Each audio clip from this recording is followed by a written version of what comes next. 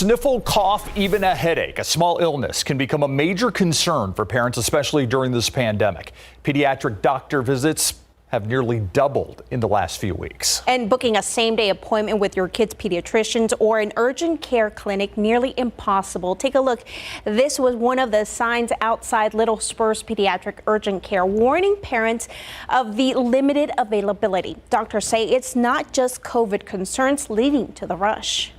We're not seeing sick children. We're just seeing a lot of children. Pediatricians say COVID concerns followed by the kids returning to the classroom, picking up familiar illnesses, have them flooded with calls and visits. And there was more illness to start going back into school, and now everybody's sharing it. Patient visits have doubled for Dr. John Fitch at Heritage Pediatrics. He's working extra hours. Same goes for Little Spurs Pediatrics Urgent Care, where they've had to turn away patients for the first time in their history. A couple weeks ago, we were just not able to meet the demand of patients, such that we were having, hour, 2-hour waits, and our providers were just unable to physically get through a day. The majority of visits have to do with COVID concerns and documentation required by school districts. We're seeing a lot of kids that actually don't have COVID, but they're being screened to make sure that they do, or to see if they do or they don't have COVID. The majority of cases, doctors say, are just kids sick with a common cold or injuries.